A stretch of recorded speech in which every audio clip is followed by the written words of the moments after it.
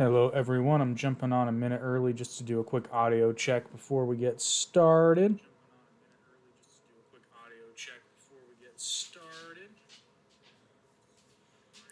And we sound good.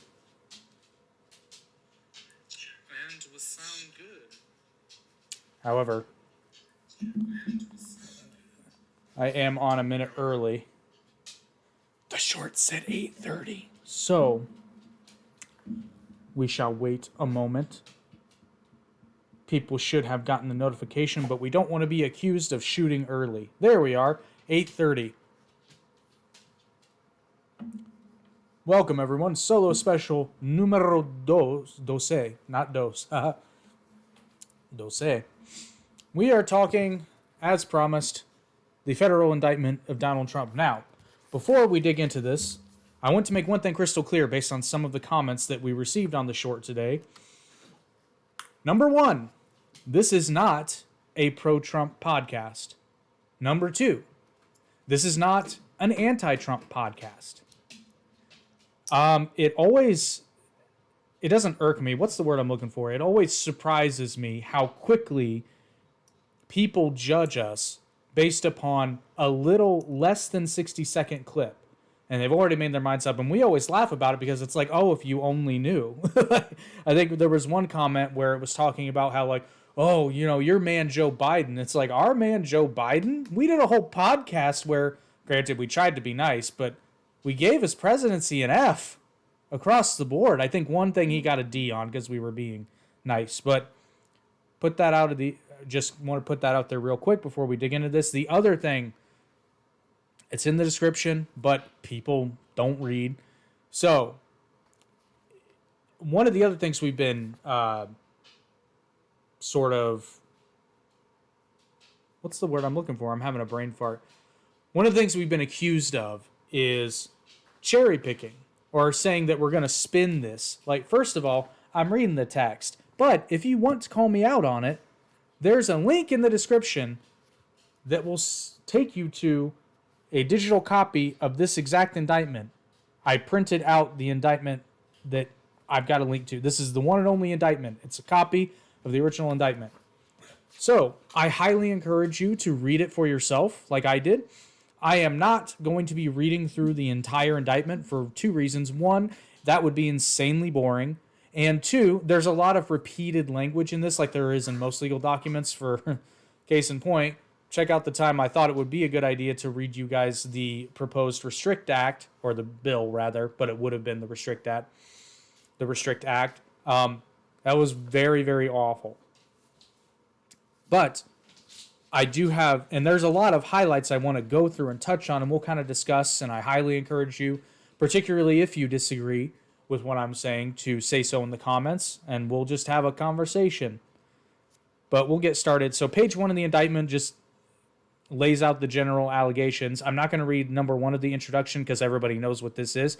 It's just saying that Donald Trump was president, and during that time, he had access to classified information. That's all it says. Now, number 2, and I quote, over the course of his presidency, Trump gathered newspapers, press clippings, letters, notes, cards, photographs, official documents, and other materials in cardboard boxes that he kept in the White House. Among the materials Trump stored in his boxes were hundreds of classified documents. Thus far, don't have a problem, just stating the facts. I'm sure every president does this. Now, actually, Trump may have had a defense here had it not been for some of the later times. It's like, yeah, there were some in boxes I didn't know. But as we'll see later in the indictment, that's the other thing I wanted to say. This is an indictment. This is not necessarily a statement of facts. This is a statement of facts as laid out by the prosecution that are saying these are facts. They have yet to be proven in a court of law. So keep this in mind. Now, I will say this. If even half of the evidence put forth in this indictment is legitimate, it's going to be a very uphill battle for Trump. I'm not going to say that he can't win this case. It's pretty damning. But anyway, so point number 3. The classified documents Trump stored in his boxes, including information regarding defense and weapons capabilities of both the the United States and foreign countries, United States nuclear programs, potential vulnerabilities of the United States and its allies to military attack, and plans for possible retaliation in response to a foreign attack. The unauthorized disclosure of these classified documents could put at risk the national security of the United States, foreign relations, the safety of the United States military and human sources, and the continued viability of sensitive intelligence collection methods. Now, before we get much deeper into this, we've already seen it in the comments. Well, what about Hillary? What about Joe Biden? I agree. What about Hillary? What about Joe Biden? I think, now, to be fair, I think Joe Biden you can pretty well chalk up to not even negligence, just incompetence. Because I'm pretty sure it was something like somebody hands Joe Biden a box and he takes said box. He probably didn't even ask what was in it. With Hillary, it's a little bit more cut and dry in terms of bad intent. Because when it happened, and I still ask this question today, when it comes to Hillary Clinton, is explain to me why a Secretary of State would need to have classified information, or really any governmental information, classified or no, on a private server. Now, at one point, I know she claimed that it was all personal stuff, but first of all, it was all destroyed. I believe her lawyers did it, but it was at her direction, regardless. And then some of the files were found on Anthony Weiner's computer. So we don't know everything she had, but we know some of what she had. Why the deflection to Clinton? I'm not sure I understand what you're asking, Larry. I'm talking about how these things are kind of related. But if you want to...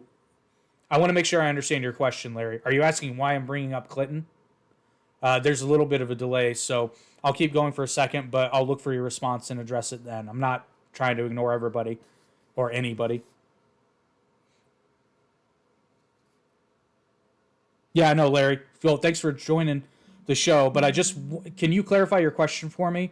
Are you asking why I'm bringing up Hillary Clinton? So item number 4 in the indictment, at 12 p.m. on January 20th, 2021, Trump ceased to be president. Okay, I saw your yes. I'll read this and then get to your question. On January 20th, 2021, Trump ceased to be president. As he departed the White House, Trump caused scores of boxes. I'm curious as to how many. I know what a score is, but it doesn't give an exact number. You would think that an indictment would be... Maybe I'm wrong. If there's a lawyer, you would think that an indictment would be clearer as to how many boxes. Maybe they want to leave it open-ended just in case there are more. But Trump caused scores of boxes, many of which contain classified documents, to be transported to the Mar-a-Lago Club in Palm Beach, Florida, where he maintained his residence. Trump was not authorized to possess or retain those classified documents. Okay. So I'm going to go a little bit into this after I answer.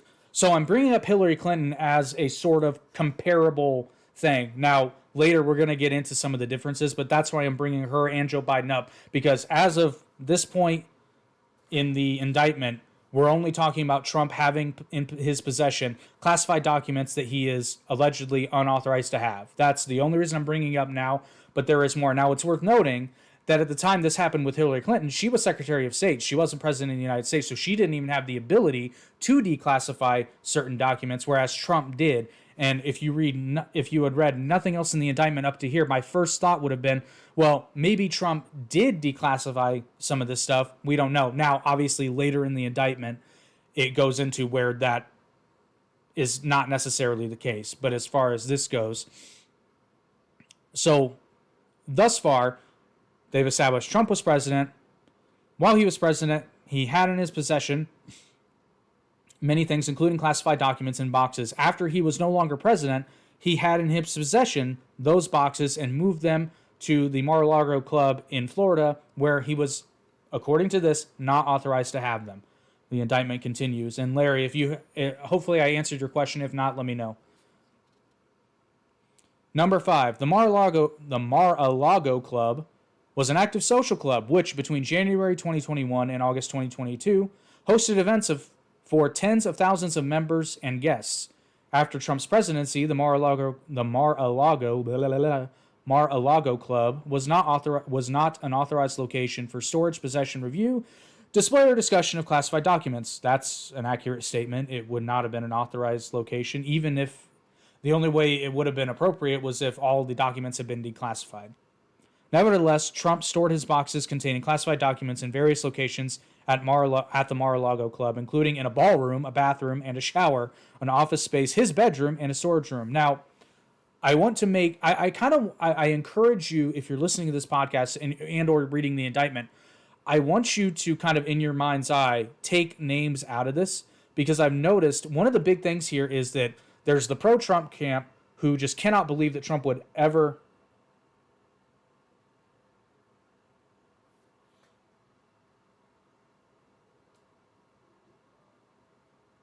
No need to apologize, Larry. But so when you're reading this indictment, I want you to kind of pretend that we're not talking about Trump. I want you to pretend we're talking about just any former president, and then kind of base your opinion on that. Because, like I said, there's the sort of pro-Trump camp that no matter what Trump does, he's a victim. He's never done anything wrong, never will do anything wrong. He's the second coming, all that.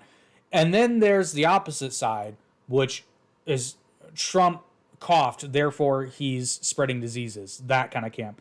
And it is worth noting, we've said this before on this podcast multiple times, you cannot rationally deny that Donald Trump was under more, I would argue, more scrutiny than any other president ever before he was even sworn in. Like, even when he was just candidate Trump, the media just decided, the media and the left just decided that this man was the devil and nothing he could ever do would be considered good.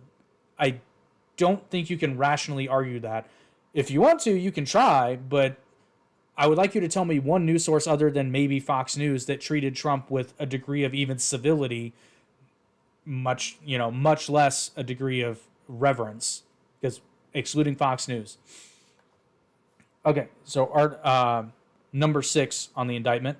On 2 occasions in 2021, Trump showed classified documents to others as follows. So this is item 6.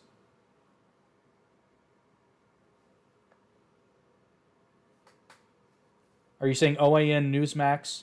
Okay, fair enough, The Blaze. Yeah, you got it. Would you consider those mainstream media sources, though? Legitimate question. Because I kind of still consider The Blaze a fringe, and I'll be honest, I haven't even heard of OAN or Newsmax. So take that with a grain of salt. Yeah, right stream media. Yeah, that's what I'm saying. So any of the big news outlets, I'm saying, pretty much decided that Trump was the devil from day one. That's all I'm saying. Okay, so these are the 2... in July 2021, at Trump National Golf Club in Bedminster, New Jersey, the Bedminster Club, during an audio-recorded meeting with a writer, a publisher, and 2 members of his staff, none of whom possessed a security clearance, Trump showed and described a, quote, plan of attack that Trump said was prepared for him by the Department of Defense and a senior military official. Trump told the individuals that the plan was, quote, highly confidential and, quote, secret. Trump also said, quote, as president, I could have declassified it, and, quote, now I can't, but this is still a secret. So this is probably the piece of evidence, well, one of the pieces of evidence that really puts Trump in a bind. Because I've not heard this tape. I would assume they're not lying that they have the tape, though. So, but we'll just assume that it's true. And if it's not, that changes the whole nature of the case. But they're saying they have it. They're saying Trump knew he was being recorded because this is a meeting with a publisher. And in fact, when this thing first broke and they just said Trump had classified documents, we did a podcast on that a while back. I said he probably took a bunch of documents because he's going to be writing a book or something. I would imagine a lot of presidents do that. I'm sure Obama took documents for a memoir of sorts. I'm sure George W. did. I'm sure pretty much every president has taken documents. I'm pretty sure a lot of presidents have taken classified documents, if we're going to be real. But Trump is right here saying that he knew he was in possession of classified documents that had not been declassified and that were still secret, and he had unauthorized. He was unauthorized to have them and was showing them to people who did not have security clearance, which theoretically he didn't anymore. And then in August or September of 2021, you would think that'd be more precise, at the Bedminster Club, Trump showed a representative of his political action committee who did not possess a security clearance a classified map related to a military operation and told the representative that he should not be showing it to the representative and that the representative should not get too close. This one sounds a little fishy to me, honestly, because it doesn't say this was an audio recorded, so this might be testimony from said representative, so this might be construed as he said, she said, which I'm not a lawyer. I don't know how firmly that would stand in court. The tape is the big one.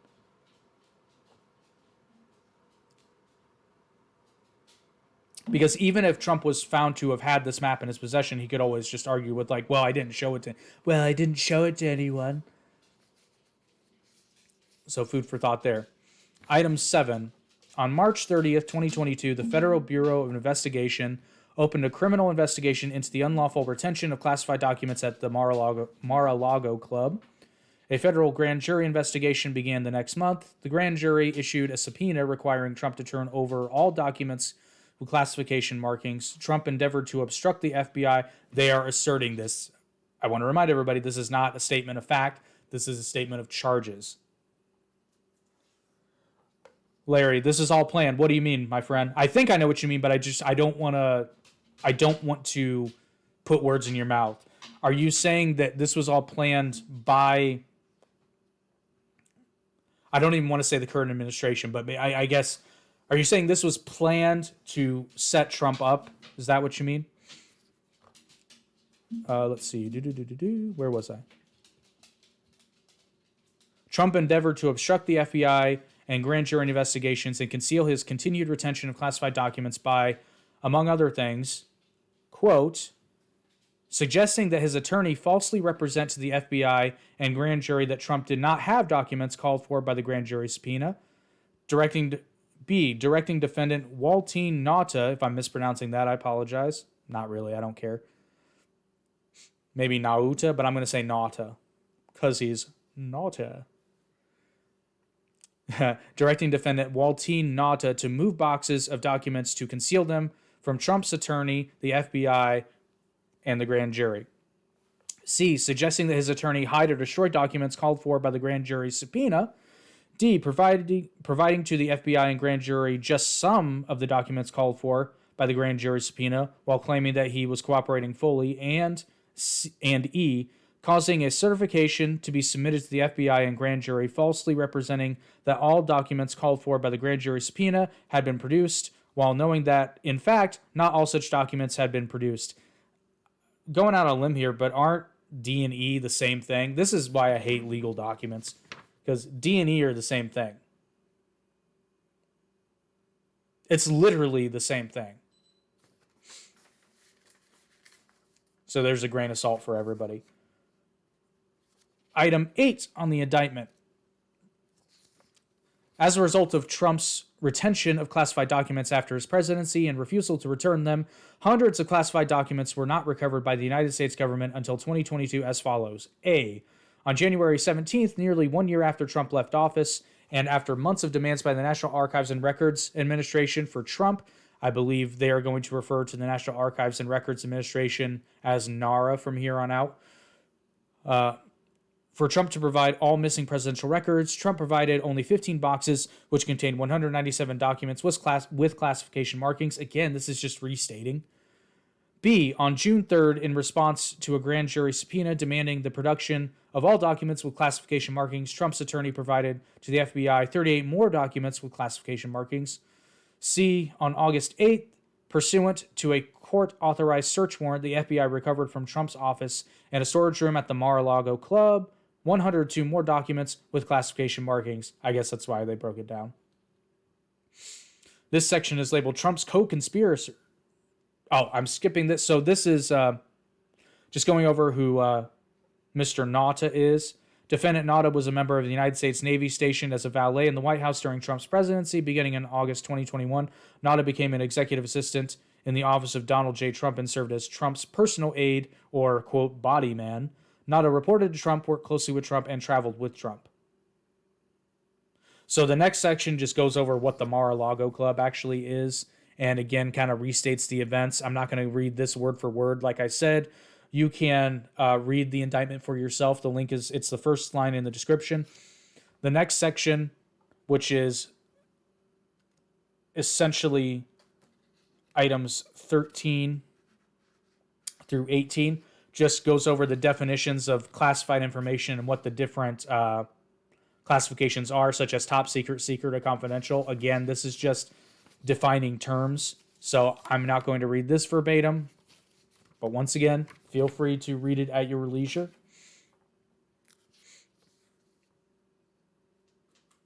There's another section that's the executive branch departments and agencies whose classified documents Trump retained after his presidency. You know, again, this just goes over more. This goes through the list of documents. This goes through the list of organization to which. This goes through the list of organizations or agencies that Trump had documents pertaining to. I'll go ahead and read through them real quick, but I'm not going to define them for you. He allegedly still had documents, classified documents, pertaining to the CIA, the Central Intelligence Agency, the Department of Defense or DoD, the National Security Agency or NSA, the National Geospatial Intelligence Agency, the National Reconnaissance Office, the Department of Energy, and the Department of State and Bureau of Intelligence and Research. So that section of the indictment just goes through those agencies and what they are. I read the list, but you can, again, read the whole thing at your leisure if you want to, but it's nothing. It's not that it's not important, but it's not something that, it's not the meat of the matter, in my opinion. The next section, which is items 22 and 23, just goes over some statements Trump has made in the past pertaining to classified information. Again, this is just trying to show that he's being a hypocrite. But again, it's not the meat of the matter. So in the next section, Trump's retention of classified documents after his presidency, starting with item 24. In January 2021, as he was preparing to leave the White House, Trump and his White House staff, including Nauta, packed items including some of Trump's boxes. Trump was personally involved in this process. Trump caused his boxes containing hundreds of classified documents to be transported from the White House to the Mar-a-Lago Club. Item 25. From January through March 15, 2021, some of Trump's boxes were stored in the Mar-a-Lago Club's White and Golden Ballroom, in which events and gatherings took place. Trump's boxes were for a time stacked on the ballroom stage as depicted in the photograph below, redacted to obscure an individual's identity. It does have a black and white copy of the photograph, but you can Google the originals. In March 2021, Nauta and others moved some of Trump's boxes from the White House. Sorry, this is item 26. In March 2021, Nauta and others moved some of Trump's boxes from the White and Gold Ballroom to the Business Center at the Mar-a-Lago Club. Item 27. On April 5th, 2021, an employee of the office of Donald J. Trump, labeled Trump Employee 1, texted another employee of that office, Trump Employee number 2, to ask whether Trump's boxes could be moved out of the business center to make room for staff to use it as an office. Trump Employee 2 replied, "Whoa, okay." So POTUS specifically asked Walt for those boxes to be in the business center because they are his, quote, papers. Later that day, Trump Employee 1 and Trump Employee 2 exchanged the following text messages. Trump Employee 2, we can definitely make it work if we move his papers into the lake room? Question mark. Trump Employee 1, there is still a little room in the shower where his other stuff is. It is only his papers he cares about? Question mark. There's some other stuff in there that are not papers. Could that go to storage? Or does he want everything on there? Or does he want everything in there on property? Trump Employee number 2. Yes. Anything that's not the beautiful Mind paper boxes can definitely go to storage. want to take a look at the space and start moving tomorrow a.m.? So here we have on record, allegedly, they saying they have copies of these text messages.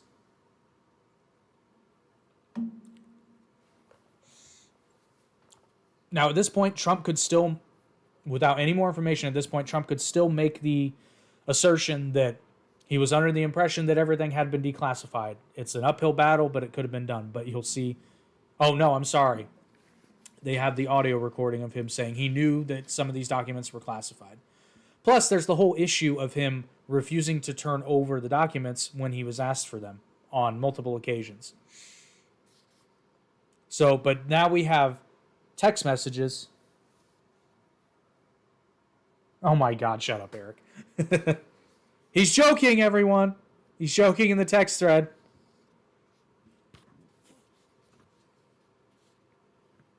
Larry, you disappointed me, man. Thought you were going to stick around.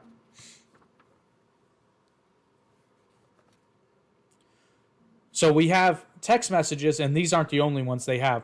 We have employees working for Donald Trump who are actively talking about the documents and putting them in multiple places where they are apparently not supposed to be. They're not authorized to be on the premises. I'm curious what he means by the beautiful mind boxes, though. That's something Trump would say. Item 28. After the text exchange between Trump Employee 1 and Trump Employee 2 in April 2021, some of Trump's boxes were moved from the business center to a bathroom and shower in the Mar-a-Lago Club's lake room, as depicted in the photograph below. Again, we have a black and white copy of the photograph, but this image has been making the rounds. You can kind of see. But people have been making memes about this one.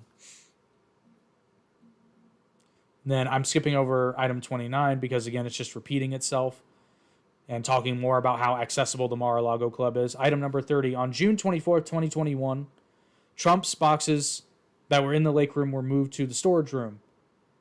This comes into play later, the storage room does. After the move, there were more than 80 boxes in the storage room, as depicted in the photographs below. Again, we have more black and white pictures. But again, you can Google these at your leisure, as well as, for those of you just joining us, if at any point you think I'm bullshitting or you want to go over one of the areas that I've skimmed through, there's a link. It's the first item in the description where you can view a digital copy of the indictment and read it for yourself. Continuing on, item 31. On December 7th, 2021, Nata, the other defendant, found several of Trump's boxes fallen and their contents spilled onto the floor of the storage room, including a document marked, quote, secret rel to USA FVEY,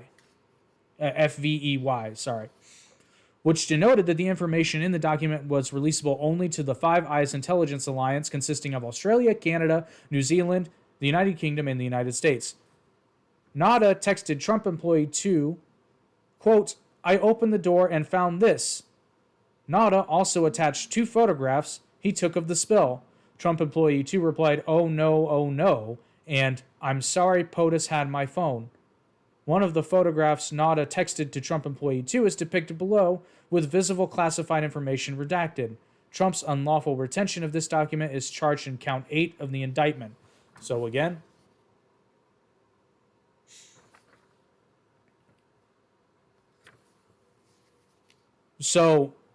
let's just assume for a moment that this information was in fact still classified, because Trump's going to make the case that it wasn't, even though they have him on tape, according to the indictment, saying that he was aware he was in possession of secret documents that had not been declassified, by his own words. This is a big fucking deal. Now, is it a bigger deal than Hillary Clinton having a private email server with a bunch of classified information on it, on a private server? Or is it a bigger deal than Joe Biden having classified documents in his garage? We'll leave that for you to decide. I think they're all a big deal, frankly. And I think in my perfect world, I feel like there's 2 ways this should go. One way would be, and I'm not holding my breath on this at all. One way would be, look, I'm sure every president, through mistake or intent, has at some point been in possession of classified information that they weren't supposed to have. However, it's worth noting that Trump really wasn't in that much trouble until he refused and allegedly obstructed the National Archives from getting these documents back.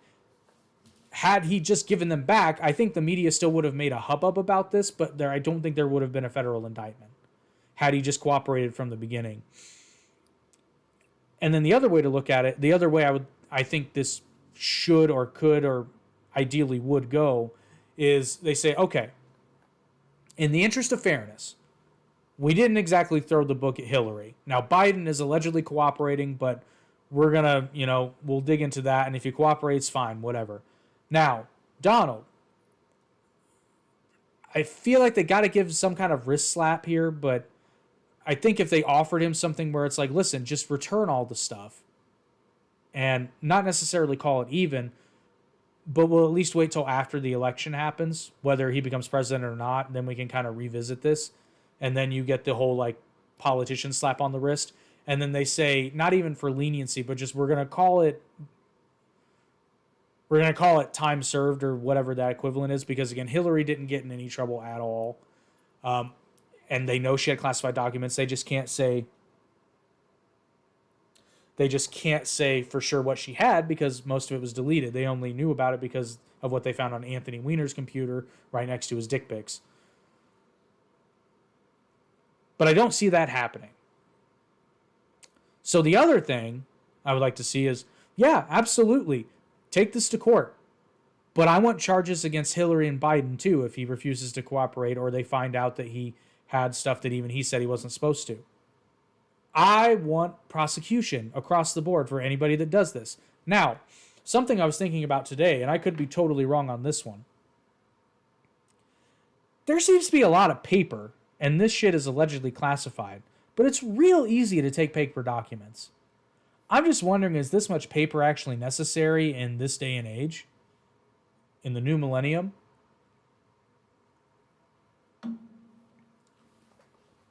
I guess theoretically you can print out a digital confidential document, but anyway. So item 32. In May 2021, Trump caused some of his boxes to be brought to his summer residence at the Bedminster Club. This is the place in New Jersey. Like the Mar-a-Lago Club, after Trump's presidency, the Bedminster Club was not an authorized location for the storage, possession, review, display, or discussion of classified documents. Item 33. On July 21st, 2021, when he was no longer president, Trump gave an interview in his office at the Bedminster Club to a writer and a publisher in connection with the then forthcoming book. So this didn't surprise me at all, because remember, I even said in the earlier podcast, he probably took a bunch of stuff for a book. Two members of Trump's staff also attended the interview, and they touched on this earlier, which was recorded with Trump's knowledge and consent. Before the interview, the media had published reports that, at the end of Trump's term as president, a senior military official purportedly feared that Trump might order an attack on country A, and that the senior military official advised Trump against doing so. Number 34. Upon greeting the writer, publisher, and his two staff members, Trump stated, quote, "Look what I found. This was the senior military official's plan of attack," because they're not naming them. "Read it and just show ... It's interesting." Later in the interview, Trump engaged in the following exchange. Trump: "Well, with the senior military official, let me see that. I'll show you an example. He said that I wanted to attack country A. Isn't it amazing? I have a big pile of papers. This thing just came up. Look, this was him. They presented me with this. This is off the record, but they presented me with this. This was him. This was the Defense Department and him." Writer: "Wow." Trump: "We looked at some. This was him. This wasn't done by me. This was him. All sorts of stuff. Pages long. Look. Staffer. Trump: "Wait a minute. Let's see here. Staffer. Laughter. Yeah." Trump: "I just found, isn't that amazing? This totally wins my case, you know." Staffer: Trump: except it is like highly confidential." Staffer: "Yeah." Laughter. Trump: "Secret. This is secret information. Look at this. You attack and then it goes to another part of the exchange. Trump: "By the way, isn't that incredible?" Staffer: "Yeah." Trump: I was just thinking because we were talking about it. And he said, quote, he wanted to attack country A and what? Staffer, you did. Trump, this was done by the military and given to me. I think we can probably, right? Staffer, I don't know. We'll have to see. Yeah, we'll have to try. Trump, we'll have to try to Trump declassify it. Staffer, figure it out. Yeah. Figure out yeah. Trump, see, as president, I could have declassified. So this is very important. And they apparently have this recording. And Trump knew he was being recorded. Trump, see, as president, I could have declassified it. Staffer, yeah, laughter. Trump, now I can't, but this is still a secret. Staffer, yeah, laughter. Now we have a problem. Trump, isn't that interesting? At the time of this exchange, the writer, publisher, and Trump's 2 staff members did not have security clearances or any need to know any classified information about a plan of attack on country A. And obviously, they don't tell you what country A is.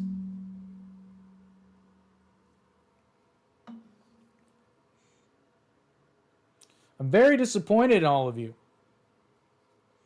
Told you exactly when the live stream was going to be, and some of you had a lot to say in the comments, but I don't see you here. Number 35. In August or September 2021, when he was no longer president, Trump met in his office at the Bedminster Club with a representative of his Political Action Committee, the PAC representative. So they touched on this earlier, and this is just going into detail. During the meeting, Trump commented that an ongoing military operation in country B was not going well. See, it's funny because there are some context clues as to what countries they're talking about here. Trump showed the PAC representative a classified map of country B and told the PAC representative that he should not be showing the map to the PAC representative and not to get too close. The PAC representative did not have a security clearance or any need to know classified information about the military operation. So number 36 goes back to another past statement Trump has made in regard to classified documents. This section, Trump's production of 15 cardboard boxes to the National Archives and Records Administration. Number 37, beginning in May 2021, the National Archives and Records Administration, NARA, which was responsible for archiving presidential records, repeatedly demanded that Trump turn over presidential records that he had kept after his presidency. On multiple occasions, beginning in June, NARA warned Trump through his representative that if he did not comply, it would refer the matter of the missing records to the Department of Justice. So there you go. He was apparently told repeatedly through his representatives. Number 38. Between November 2021 and January 2022, NADA and Trump employee 2, at Trump's direction, brought boxes from the storage room to Trump's residence for Trump to review.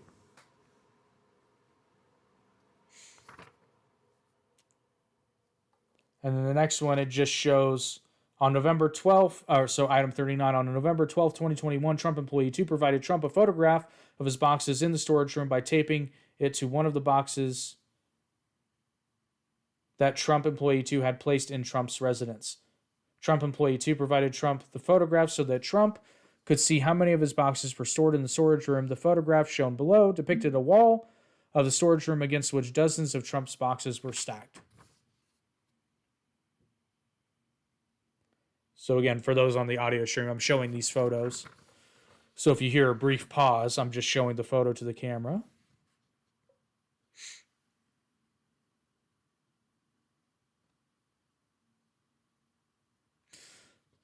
So then it's just, the next couple of sections are just the employee talking to NADA about the boxes and the status of the boxes. This is kind of not irrelevant, but it's not pertinent to our discussion.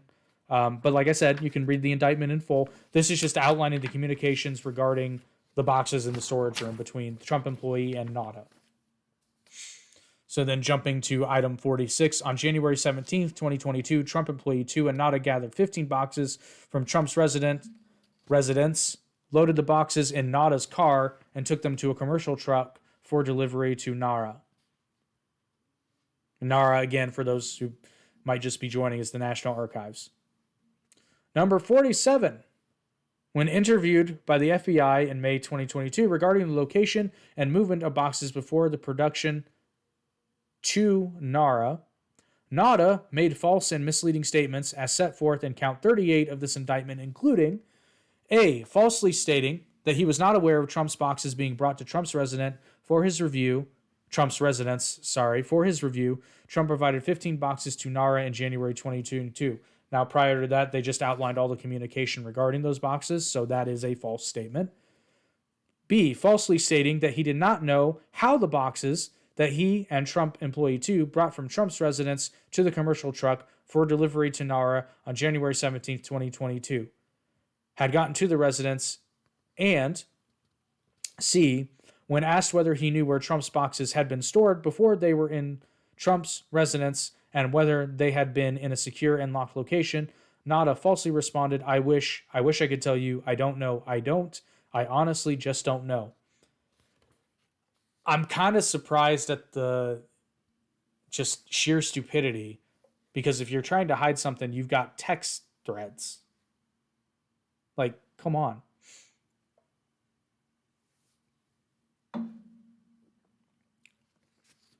Number 48. When the 15 boxes that Trump had provided reached NARA in January 2022, NARA reviewed the contents and determined that 14 of the boxes contained documents, so 14 out of the 15, contained documents with classification markings. Specifically, as the FBI later determined, the boxes contained 197 documents with classification markings, of which 98 were marked secret, 30 were marked top secret, and the remainder were marked confidential. Some of those documents also contained SCI and SAP markings. Now, again, we tackled this on the earlier podcast, is SCI and SAP are not as intense as they sound. They're a classification marking for a classified document. It doesn't make it more or less secret. It's just what type of secrecy it is. But the article we cited in that one and the indictment, see, they go out of their way to make it sound like it's a bigger deal, but it's just a classification of it's a classification of confidential. Item 49. On February 9, 2022, NARA referred the discovery of classified documents in Trump's boxes to the Department of Justice for investigation. Now, the next section, just 2 items. It's the FBI and grand jury investigates. We've already covered this. It just gives the dates. So the defendant's concealment of boxes is the next section. Item 52. On May 11th, 2022, the grand jury issued a subpoena, the May 11th subpoena, to the office of Donald J. Trump, requiring the production of all documents with classification markings in the possession, custody, or control of Trump or the office of Donald J. Trump. 2 attorneys representing Trump, Trump Attorney 1 and Trump Attorney 2, informed Trump of the May 11th subpoena, and he authorized Trump Attorney 1 to accept service.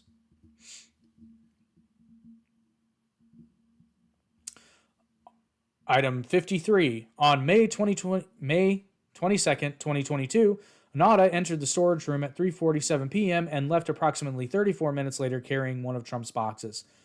54. On May 23rd, 2022, Trump met with Trump Attorney 1 and Trump Attorney 2 at the Mar-a-Lago Club to discuss the response to the May 11th subpoena. Trump Attorney 1 and Trump Attorney 2 told Trump that they needed to search for documents that would be responsive to the subpoena and provide a certification that there had been compliance with the subpoena. Trump, in sum and substance, made the following statements, among others, as memorialized by Trump Attorney 1. So this is Trump Attorney 1's testimony, saying this is essentially what Trump said.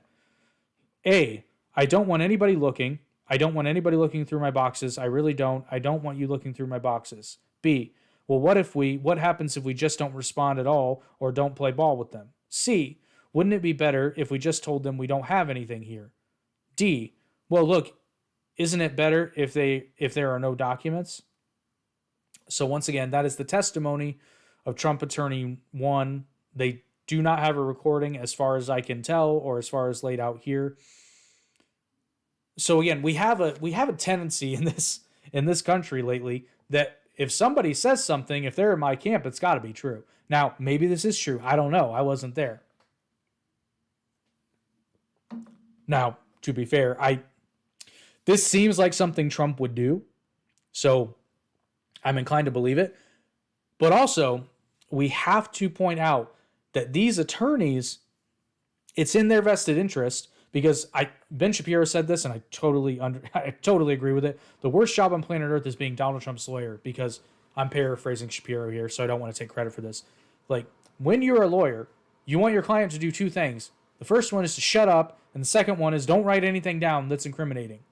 When it comes to Trump, you want him to not talk and not write anything, because Trump has a history of incriminating himself. But when you're Trump's lawyer, your client does both those things in rapid succession multiple times in a single day.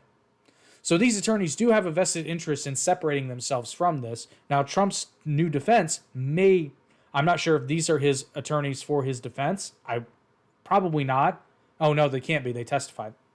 So Trump's defense might be they're lying. They're just trying to distance themselves. They were collaborating. Now, that would be a kind of ipso facto admission of guilt, but I digress.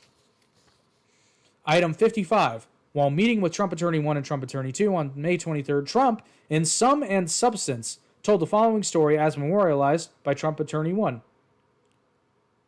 Attorney, he was great. I'm going to do this as Trump. He was great. He did a great job. You know what? He said that it was him, that he was the one who deleted all of her emails, the 30,000 emails, because they basically dealt with her scheduling and her going to the gym and her having beauty appointments. And he was great. And he didn't get in any trouble because he said that he was the one who deleted them. He's referring to Hillary Clinton there. So Trump related the story more than once that day. So this may be him kind of saying that he wants his lawyers to, quote, get rid of the documents, I think is what they're asserting. Number 56, on May 23rd, Trump also confirmed his understanding that Trump Attorney 1 would return to the Mar-a-Lago Club on June 2nd to search for any documents with classification markings to produce in response to the May 11th subpoena. The Trump Attorney 1 made it clear to Trump that Trump Attorney 1 would conduct the search for responsive documents by looking through Trump's boxes that he had been transported from the White House and remained in storage at the Mar-a-Lago Club. Trump indicated that he wanted to be at the Mar-a-Lago Club when Trump Attorney 1 returned to review the boxes on June 2nd, and that Trump would change his summer plans to do so. Trump told Trump Attorney 2 that Trump Attorney 2 did not need to be present for the review of boxes. The next item just says that Trump did in fact delay his summer plans. 58. Between Trump's May 23rd meeting with Trump Attorney 1 and Trump Attorney 2 to discuss the May 11th subpoena, and June 2nd when Trump Attorney 1 returned to the Mar-a-Lago Club to review the boxes in the storage room, Nauta removed, at Trump's direction, a total of approximately 64 boxes from the storage room and brought them to Trump's residence as set forth below. A. On May 24th, between 5:30 p.m. and 5:38 p.m., Nauta removed 3 boxes from the storage room. B. On May 30th, 2022, at 9:08 a.m., Trump and Nauta spoke by phone for approximately 30 minutes. Between 10:02 a.m. and 11:51 a.m., Nauta removed a total of approximately 50 boxes from the storage room. On May 30th, 2022, at 12:33 p.m., a Trump family member texted Nauta, which is freaking Melania. It's either Melania or Ivanka. Good afternoon, Walt. Happy Memorial Day. I saw you put boxes to POTUS room. Just FYI, and I will tell him as well, not sure how many he wants to take on Friday on the plane. We will not have room for them. Plane will be full with luggage. Thank you. Nauta replied, good afternoon, ma'am. Smiley face emoji. Thank you so much. I think he wanted to pick from them. I don't imagine him wanting to take the boxes. He told me to put them in the room and that he was going to talk to you about them. D. On June 1st, 2022, beginning at 12:52 p.m., Nauta removed approximately 11 boxes from the storage room. So that is a grand total. Let's see. 1150, so 61. 64 boxes removed from the storage room. in between Trump meeting with his attorneys and before June 2nd when his attorney was supposed to come back.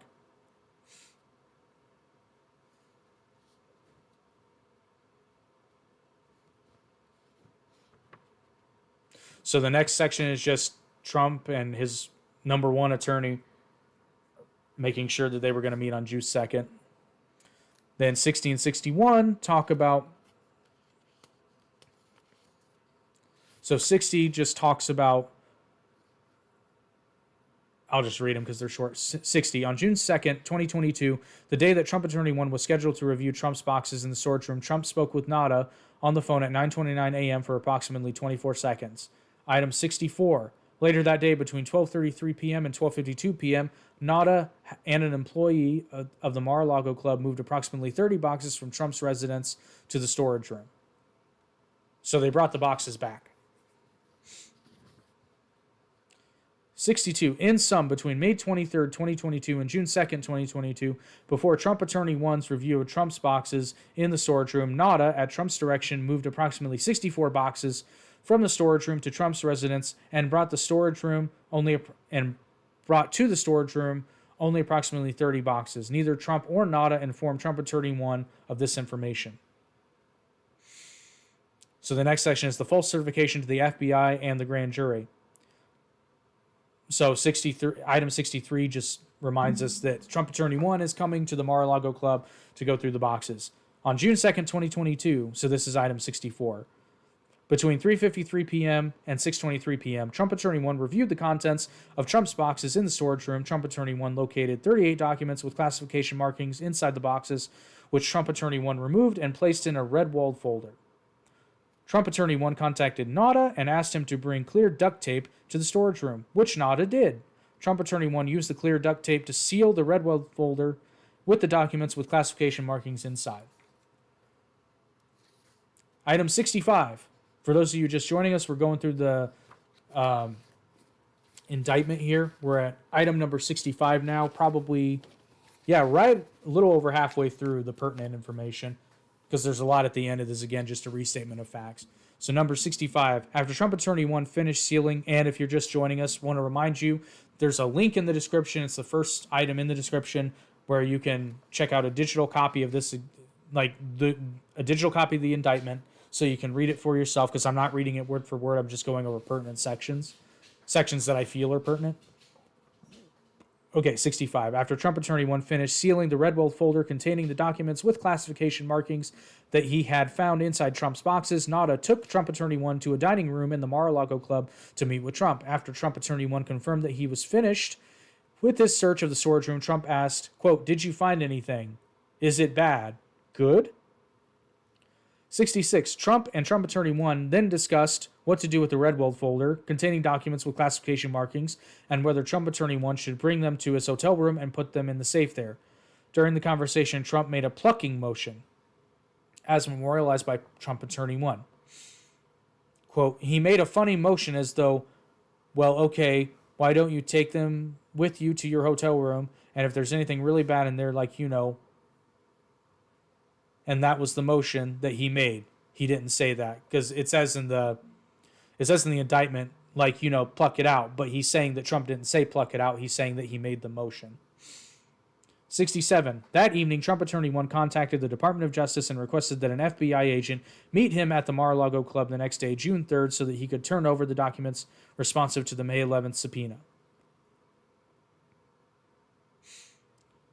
Item 68. Also that evening, Trump Attorney 1 contacted another Trump Attorney 3, and asked her if she would come to the Mar-a-Lago Club the next morning to act as a custodian of records and signed a certification regarding the search for documents with classification markings in response to the May 11th subpoena. Trump Attorney 3, who had no role in the review of Trump's boxes in the storage room, agreed.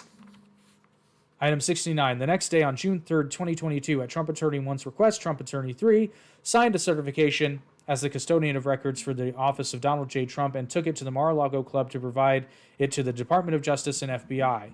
In the certification, Trump Attorney 3, who performed no search of Trump's boxes, had not reviewed the May 11th subpoena and had not reviewed the contents of the red-walled folder, stated, among other things, that, quote, based upon the information that had been provided to her, A diligent search was conducted of the boxes that were removed from the White House to Florida. B, this search was conducted after receipt of the subpoena in order to locate any and all documents that are responsive to the subpoena. And C, any and all responsive documents accompanying this certification.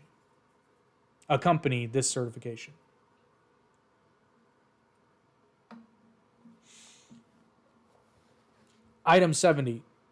These statements were false because, among other reasons, Trump had directed NADA to move boxes before Trump Attorney 1's June 2nd review, so that many boxes were not searched and many documents responsive to the May 11th subpoena could not be found and, in fact, were not found by Trump Attorney 1. 71. Shortly after Trump Attorney 3 executed the false certification, on June 3rd, 2022, Trump Attorney 1 and Trump Attorney 3 met at the Mar-a-Lago Club with personnel from the Department of Justice and FBI. Trump Attorney 1 and Trump Attorney 3 turned over the red weld folder containing documents with classification markings, as well as the false certification signed by Trump Attorney 3 as custodian of records. Trump, who had delayed his departure from the Mar-a-Lago Club, joined Trump Attorney 1 and Trump Attorney 3 for some of the meeting. Trump claimed to the Department of Justice and FBI that he was, quote, an open book. Item 72. Earlier that same day, NADA and others loaded several of Trump's boxes along with other items on aircraft and flew Trump and his family north for the summer. So, just condensing all that down, Trump had employees, according to the indictment. I want to be crystal clear about this. According to the indictment, Trump's lawyer scheduled the time to come to the Mar-a-Lago Club to go through documents and search for anything that would be relevant to the subpoena.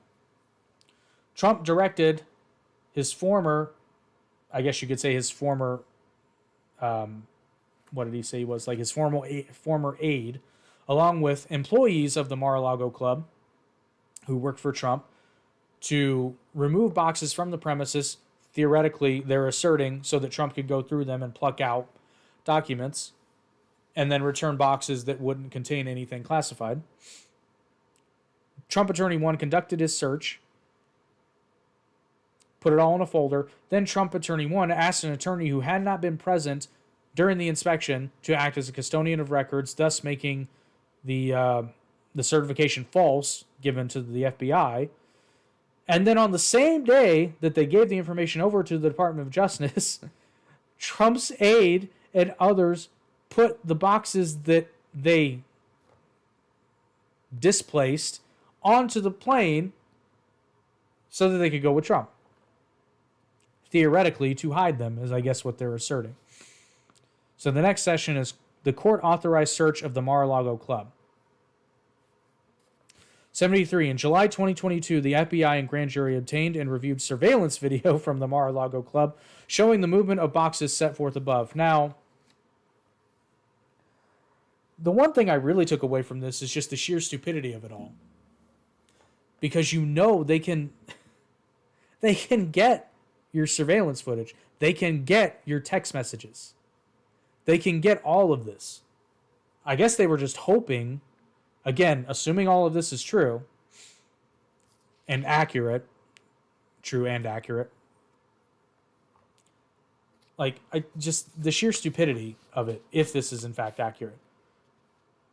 Item 74. On August 8, 2022, the FBI executed a court-authorized search warrant at the Mar-a-Lago Club. The search warrant authorized the FBI to search for and seize, among other things, all documents with classification markings. 75. During the execution of the warrant at the Mar-a-Lago Club, the FBI seized 102 documents with classification markings in Trump's office and the storage room as follows. In Trump's office, they found 27 documents, 6 of which were top secret, 18 secret, 3 confidential. In the storage room, they found 75 documents, 11 top secret, 36 secret, 28 confidential.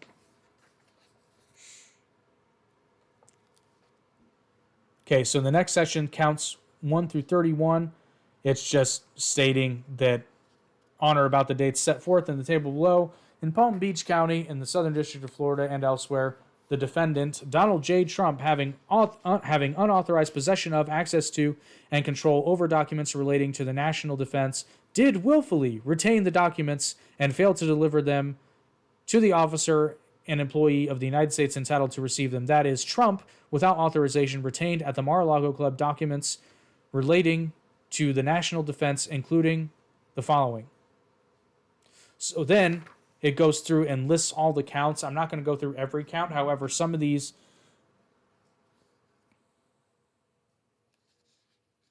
So I'm sorry. Okay, so each...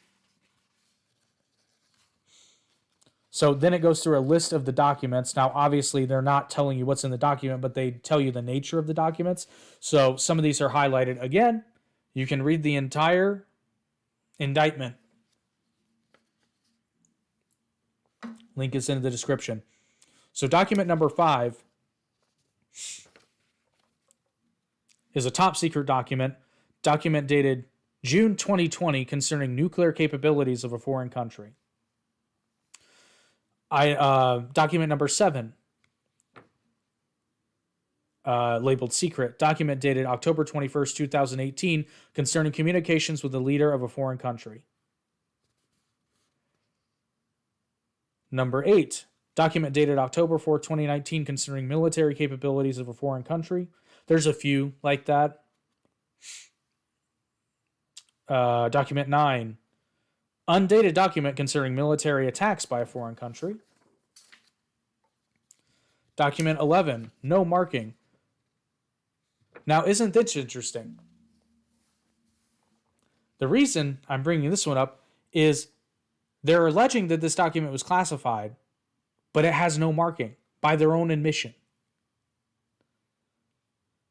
Now, granted, this is just one of many documents, but it's interesting because this document, undated document concerning military contingency planning of the United States, was not marked secret, was not marked top secret, was not marked confidential. It had no markings whatsoever. Why is this in an indictment, this particular document? Food for thought. Document number 19. Undated document. This one was marked secret. So this one was marked secret, formerly restricted data. So is it now no longer classified? Legitimate question. Undated document concerning nuclear weaponry of the United States. That's a big one. That's potentially a big one. Document number 20. Top secret, redacted. Undated document concerning timeline and details of attack in a foreign country. How much you want to bet it was Ukraine? I bet it was Ukraine. Not the Russian invasion of Ukraine. I mean, the insurgencies in the Donbass region. So that's all the kind of big documents I thought stood out.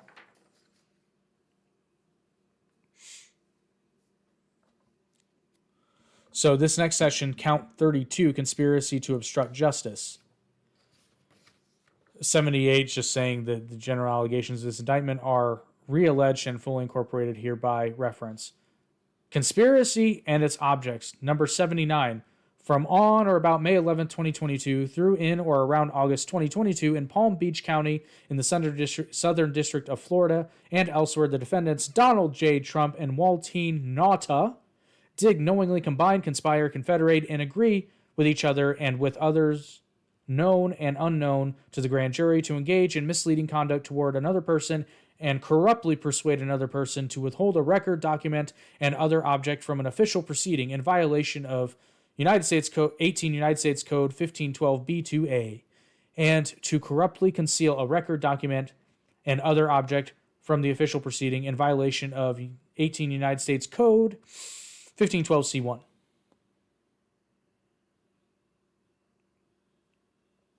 The purpose of the conspiracy. Number 80. The purpose of the conspiracy was for Trump to keep classified documents he had taken with him from the White House and to hide and conceal them from the federal grand jury.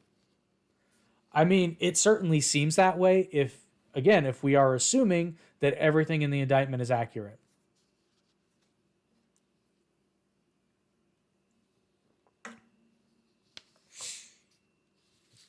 Next section is the manner and means of conspiracy. Number 81, the manner and means by which the defendants sought to accomplish The objects and purpose of the conspiracy included, among other things, I always hate it when a legal document, especially an indictment, includes and other things. The following: A, suggesting that Trump Attorney 1 falsely represent to the FBI and grand jury that Trump did not have documents called for by the May 11th subpoena. B, moving boxes of documents to conceal them from Trump Attorney 1, the FBI, and the grand jury.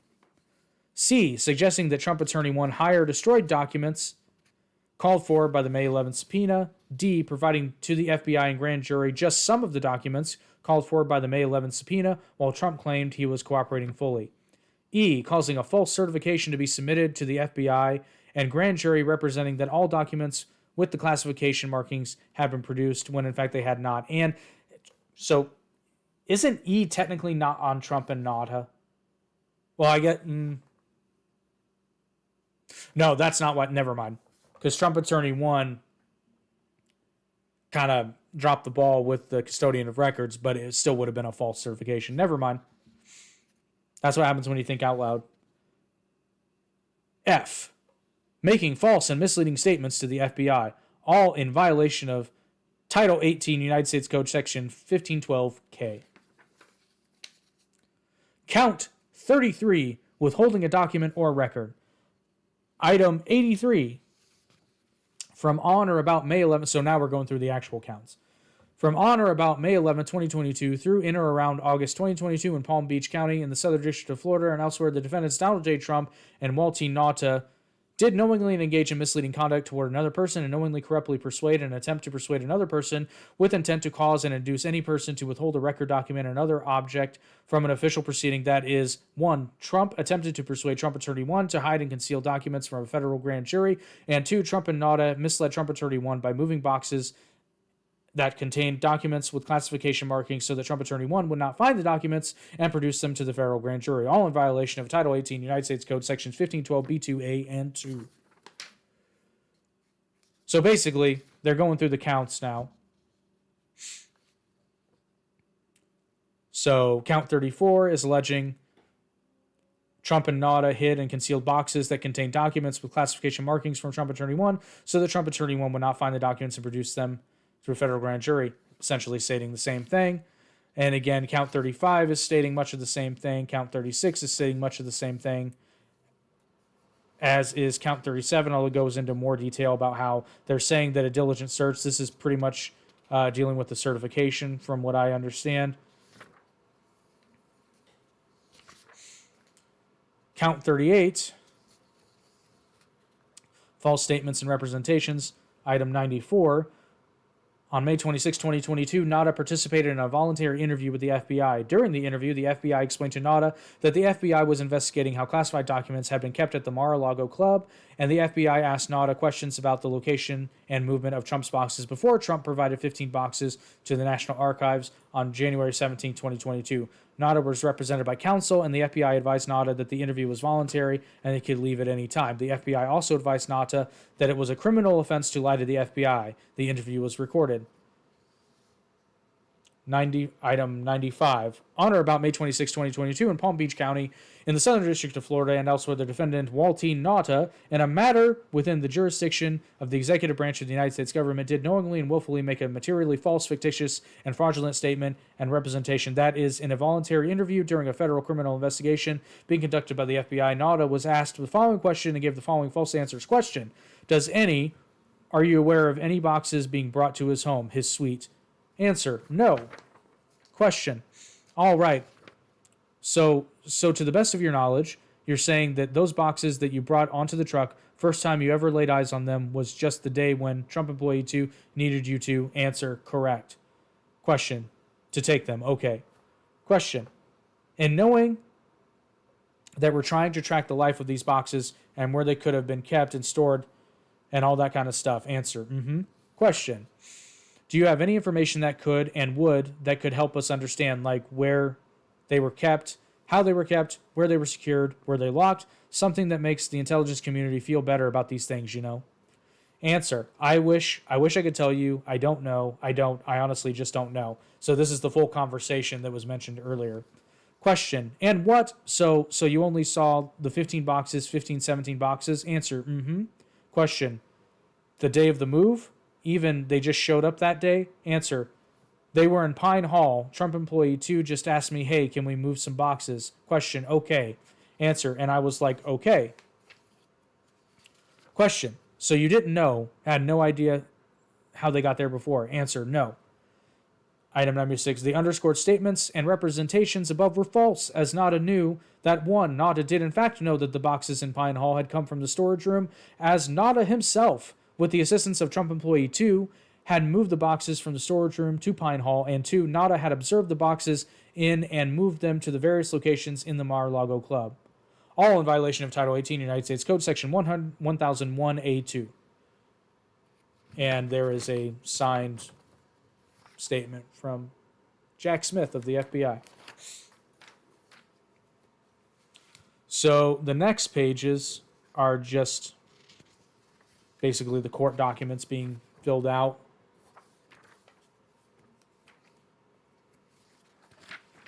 I believe we are actually done, unless there was something at the end. Yeah, so we are done. Because the next few pages go over the counts and the maximum and mandatory minimum sentences. So that is the entire indictment. Now, let's see. I don't know how long we've been going here. Oh, only a little over an hour. I thought it would take longer. Like I said, it's not a very long document. You can absolutely read it in a very short amount of time, especially since a lot of it is repeated language, which is why I didn't go through all the counts, because a lot of them, like 40% of most of them is just restating things, and some of it is verbatim because they have to in legal speak. Okay. So kind of my thoughts after reading the entire indictment are,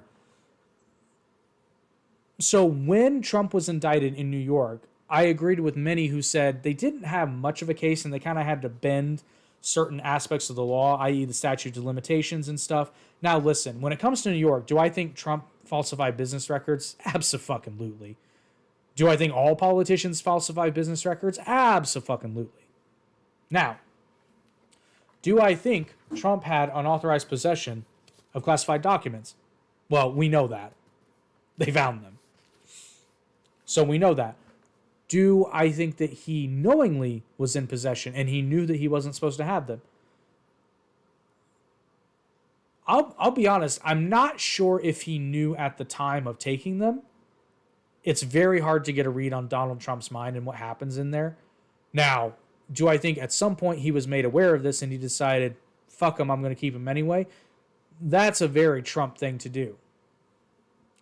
And I want to stress this to the Trump crowd in here. I'll be honest, I don't know as if they'd be making, the media would be making a huge deal about it, let's be real.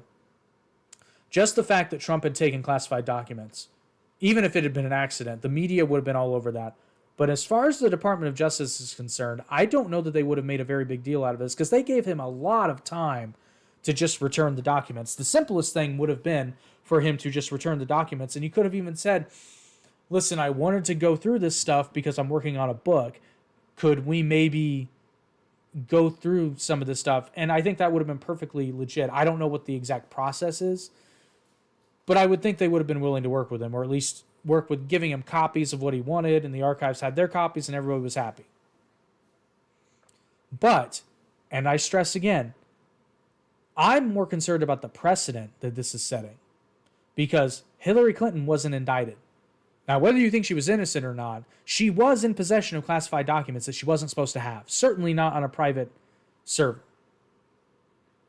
And we know she shared them with other people because they found them on Anthony Weiner's computer. Not all of them, but some of them. And most concerning is she directed her lawyers to destroy all of them. So that's concerning. And then you've got Joe Biden, who, once again, I'll be honest, I think his was just pure, not even negligence, just pure incompetence. I'm pretty sure, yeah, move those boxes or just put them in the garage. Pretty sure. Because if I don't really understand why Joe Biden would want classified information at his home, which maybe there's reasons, I don't know. But you got to love the fact how, and he's allegedly fully cooperating. Yeah, Trump said he was fully cooperating too, by the way.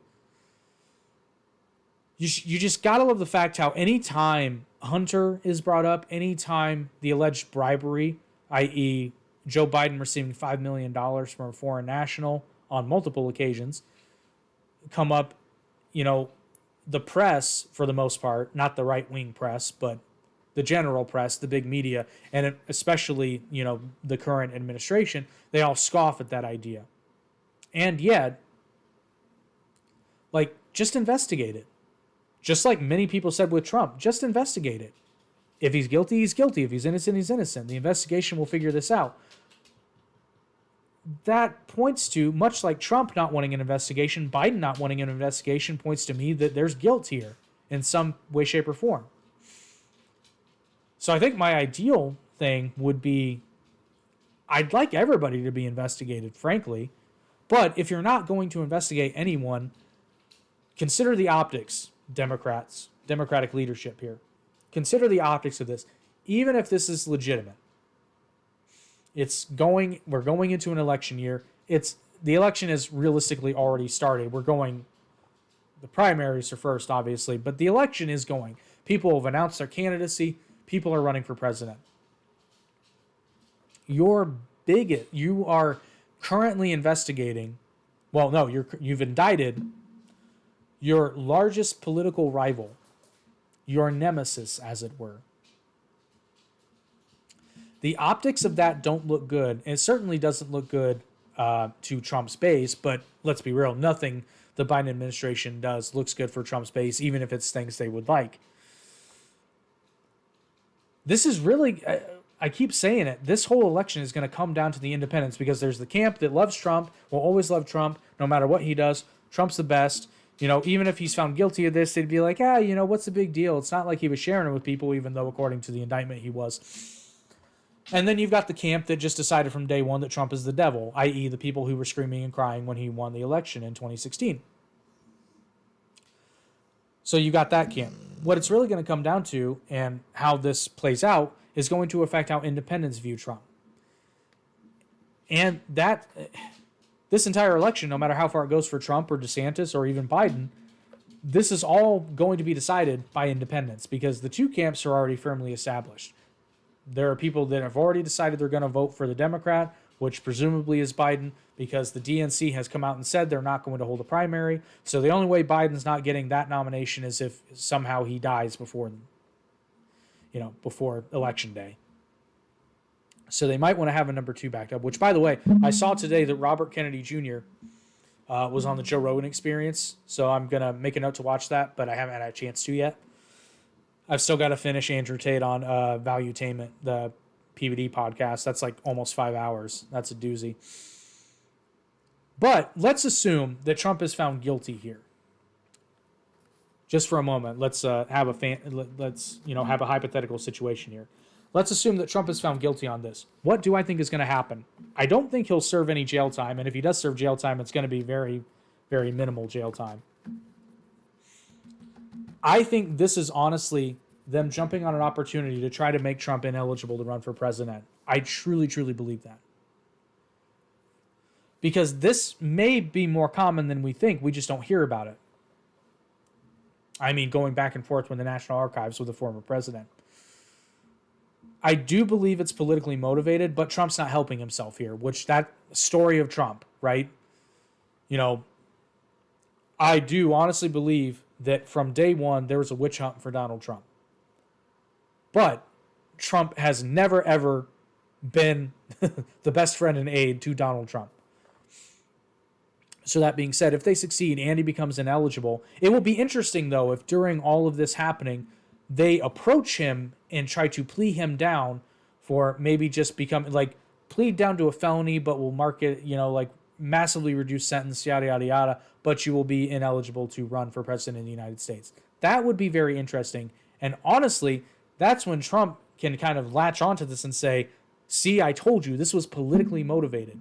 And that may be his best defense, if we're being honest. Trump could say that, listen, this happens all the time. They're just coming after me because I'm a political rival. They wouldn't have a problem with it if I wasn't running for president. They wouldn't be doing this if they didn't think I was going to beat Joe Biden. Sleepy Joe. So it will be interesting because the people on the left have a tendency to, they always think they've got Trump. Now, this is by far the best case against him I've ever seen, because everything up to this point has been relatively weak, but they allegedly have recordings of him acknowledging that he knowingly had classified information that he wasn't supposed to have and that he didn't declassify it when he was president. That's kind of a smoking gun. Now, maybe not all counts, but that's probably why they're throwing everything at him. And they're hoping just one sticks because like again, at the end of the indictment, it goes through counts 1 through 31. All have a maximum term of imprisonment of 10 years with no minimum. Actually, that's interesting. Let's go through this real quick. Do any of these have a minimum sentence, I wonder? Oops, I messed up. I got rid of the chat somehow. There it is. Well, where? Okay, got it back up. Sorry about that. So counts 1 through 31 have no mandatory minimum sentence for imprisonment. Count 32, no minimum term of imprisonment. Count 33, no minimum term.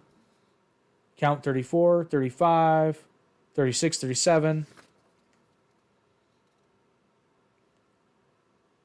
Wow. Trump has no charges with mandatory minimum sentences.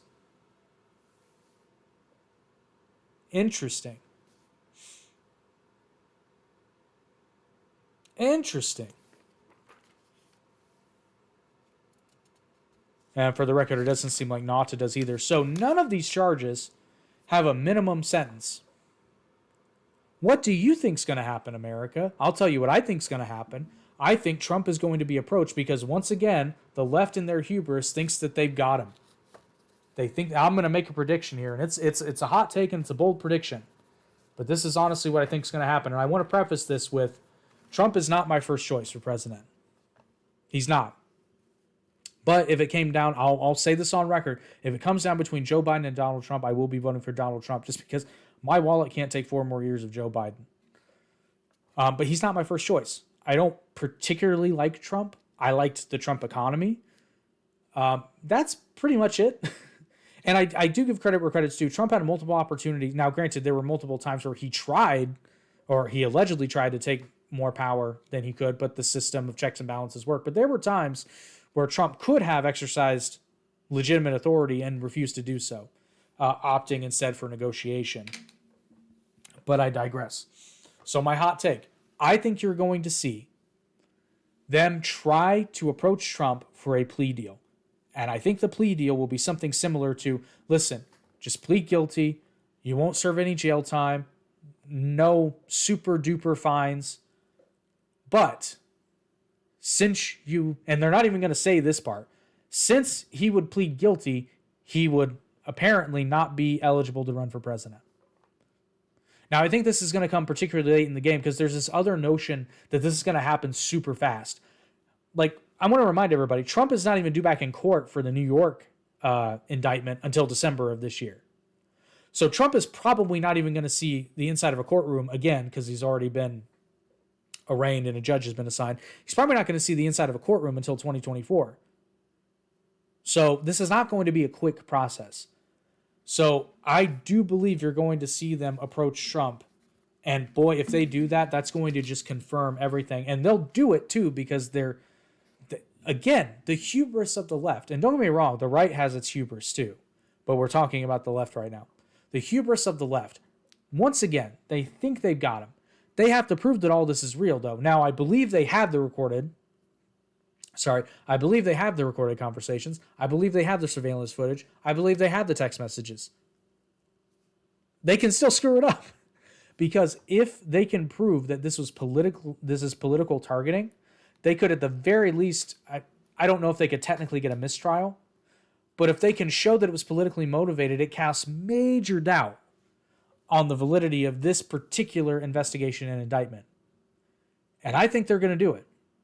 Because ultimately, I think their plan is to make Trump the front runner for the Republican primary and then cut his legs out from under him.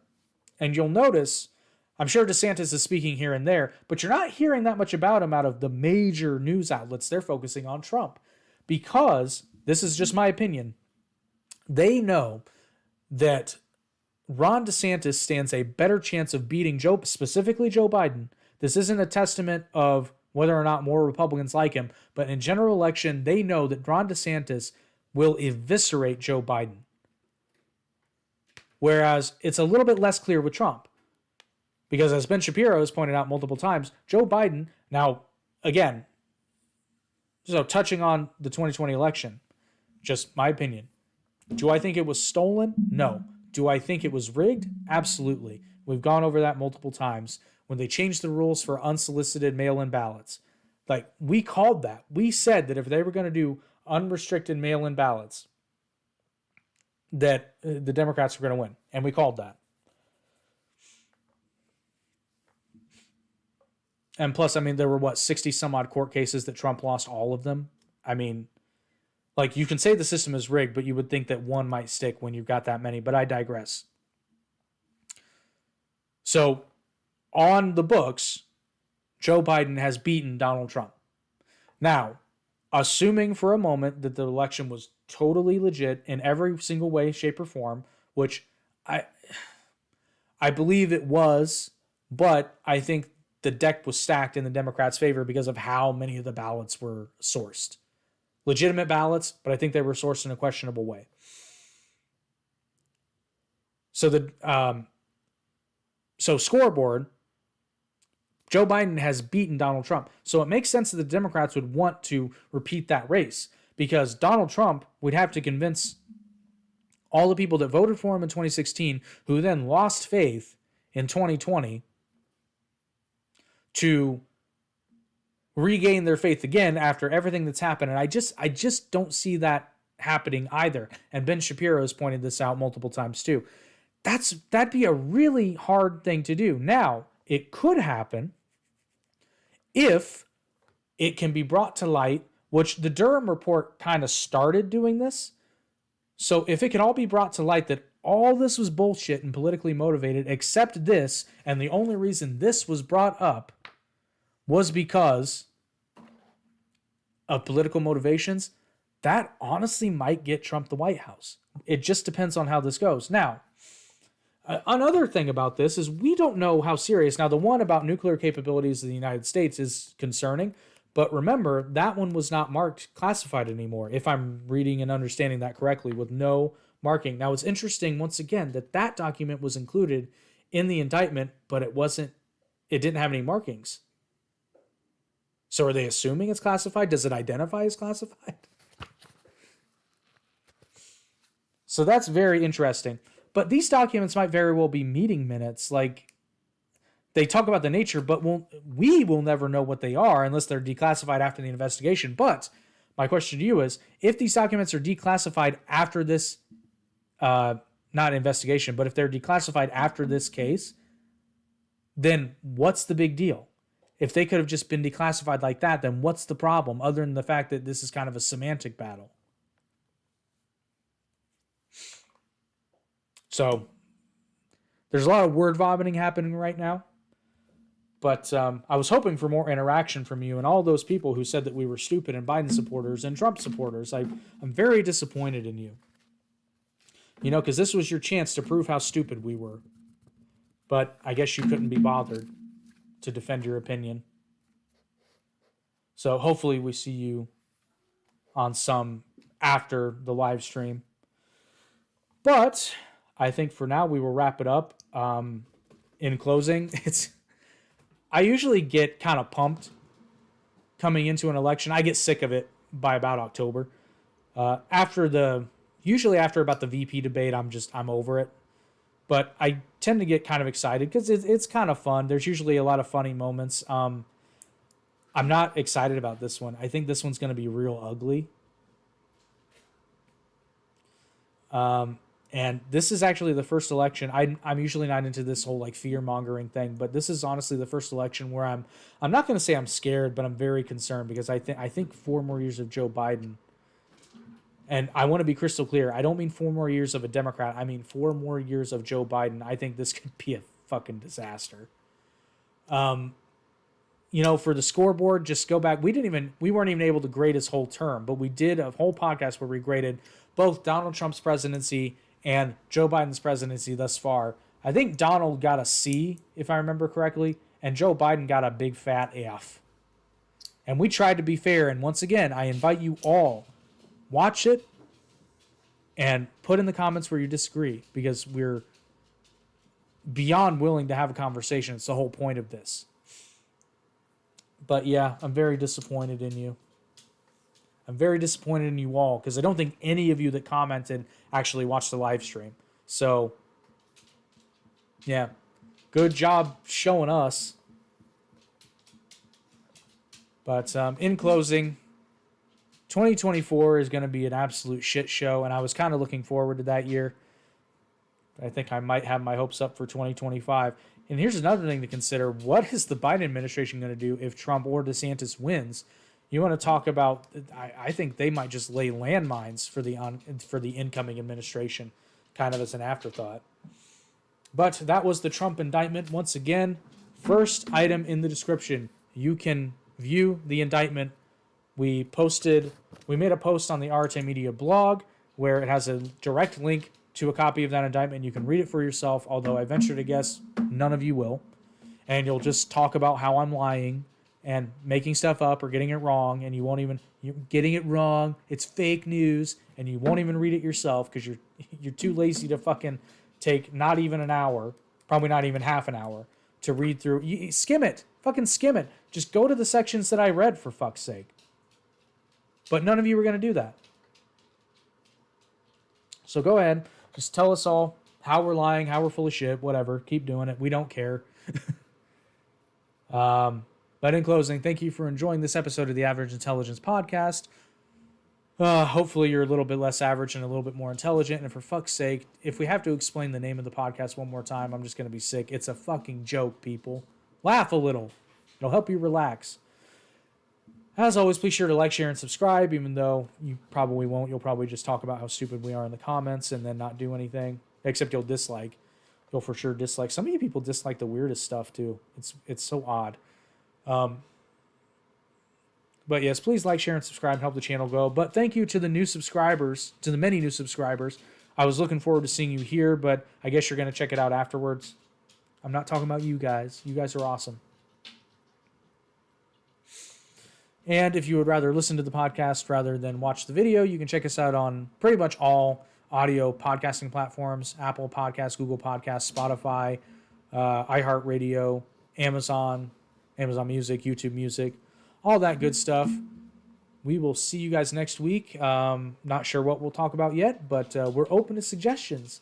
But we will see you next week. Have a good night, everybody. I don't know why I saluted you. That was weird. Have a good night, everybody. Just wave. That's a weird wave.